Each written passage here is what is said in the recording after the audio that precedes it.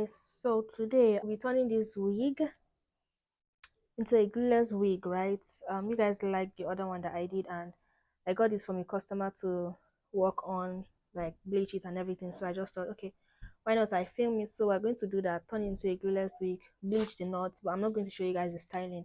It's just going to be bleaching the knots, placing the band, and then also plucking. Yeah, before I forget, also plucking. So if that sounds like something you like to watch, just if that sounds like something you want to see, just keep on watching. And please subscribe, like this video, and also share and leave me nice comments in the comment section. Okay, so before we get into it, let me just wear it on my head so that you see what it looks like. You can see that this is quite long, so it's like a 13 or more. It's like above our ears, so we are going to be measuring like 12.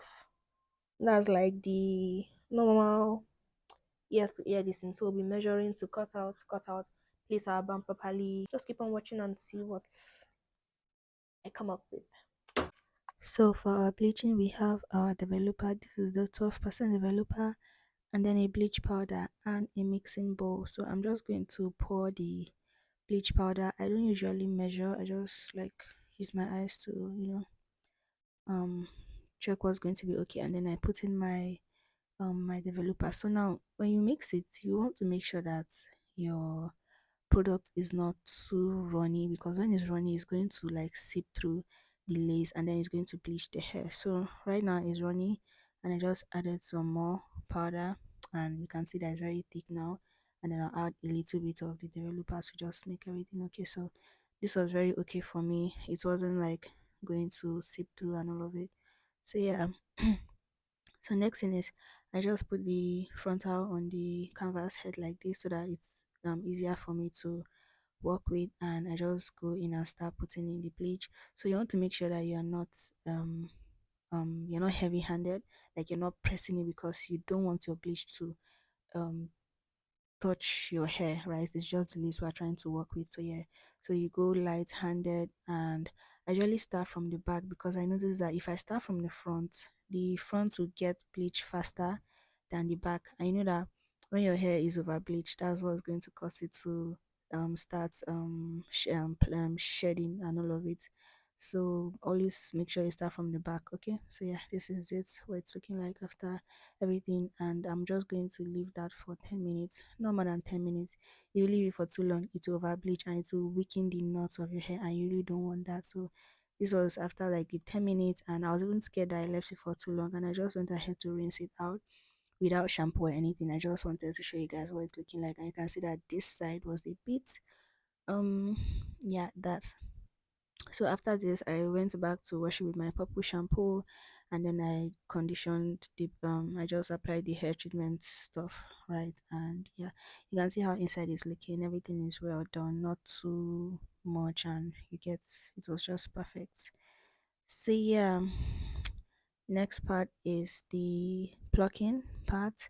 So for this plucking, right, I didn't want to do too much again. I was just being very light-handed with everything I was doing. I didn't want to over bleach. I didn't want to pluck too much, just you get what I'm saying. So I like to part the hair in the middle like this because you're going to see. And I got this new tweezers, even though I do not like it. I feel like it's not as sharp as the one I used to have. The shape is even different. But yeah, it was able to give me what I wanted at least. So you're just going to have to start parting this way, like you don't for some people they start from the front, I think, but yeah, this is how I start mine. So I just remove from the back, and then I start from inside, and once I'm done with that I part again and pluck, and then till I get to the front. So in total I'm going to part like 2 times, and that's all. So yeah, and then I start plucking. So I was noticing that this thing was as if it was not working, or I didn't know how to use it. But like I said, this is different from what I used to have, but it still works. Yeah, so you can see that I'm still going in light-handedly, not forcing it, because you really don't want to. You don't want to do everything over. Okay, you really don't want to do that because you're going to spoil your client's hair, and they're not going to like it. So just make sure you go like very carefully. You don't have to rush it. Just take your time and do it, and make sure the job comes out very well. Okay, and now I'm parting it again for the second time, like I said, I can see that this time around it's very close to the hairline. So yeah, I'm just going to do the same thing, start plucking again, and not very heavy handed, very light handed. And yeah, you can see that the plucking is already, you can actually see it is visible. It's visible, right? So yeah, everything I'm doing on this side is what I'm going to do on the other side. And if you check, I'm not, why I said I parted in the middle is because I don't want to like just do everything like that, because if I do it this way and then I'm trying to part my hair in the middle, it's going to show that I plucked somewhere, and you don't want that. So parting in the middle is very very important in case the person wants to now do a middle part or something later on. So I'm done with that part now, and now we're doing the front. And again, I'm going in very light-handedly. You can see the this thing, the plucking, it's really coming out. We're not doing too much, just very small small small small small small, like that. And yeah, I just brought you guys a little bit closer so you can actually see it. And I hope this actually helps someone, or you understand the whole plucking thing. Now you can see the middle part, right? This is what I'm talking about.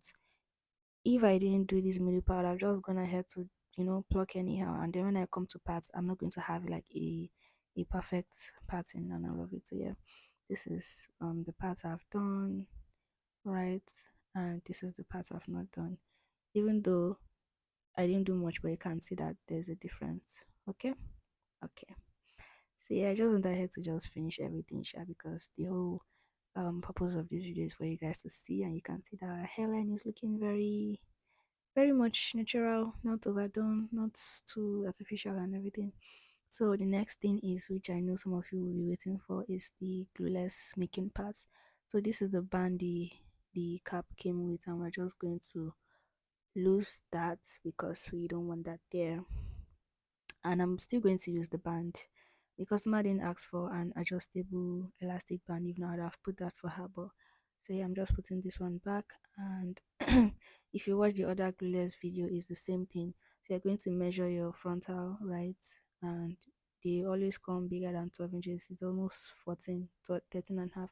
So what you want to do is put your net, your frontal into two, so you can have the middle part. And I'm just going to use whatever you can find to mark that middle part, the middle part. So I'm just going to use a white pencil and mark that. Okay, so after marking that, now I'm just going to measure again. So now we're working with 12 inches. So from the middle part, that's for the right hand side, from the middle part to where it stops at 6, that is where I'm going to mark, and that is where I'm going to be cutting from. And I also do the same thing for the next side.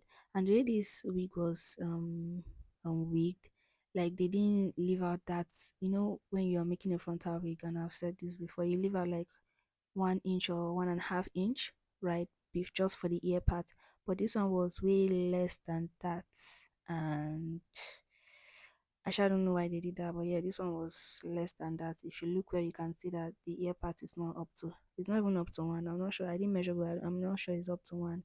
But anyways, we're just going to cut that part out. I was just trying to get my little scissors, and yeah, you cut it. And another thing I said in that video is, when you are cutting for the ear part, you don't cut it straight, because your ear part is curved. So you want to make sure you are cutting it curved like this way it balances well on the ear. Do you understand? It sure helps, because I've noticed whenever I do it, when I used to do it straight, there's a way it used to be. So I just started doing it curved like this, and it feels much better. So yeah, you do the same thing on the second ear. And can you see the ear pad I'm talking about is actually less than one, if I'm not mistaken. So yeah, you cut it curved, and if you cut this and you measure it's not okay, you can go back and cut some more. So we're just removing this extra. You can see the little parts, it's not even so much. But yeah, we're removing it, and also removing for the other side. What you do on one side is the same thing you're going to do on the other side. Okay, very carefully. And yeah. So now the band placement, and if you've watched the other video, you understand that I always say, or I said, you want to put the band this way, not out of the ear part and not so high this way, because when you put it like out, like the first what I just showed initially, is going to affect how it's going to land on your ear. Do you understand? If you don't understand, just go back and watch what I did.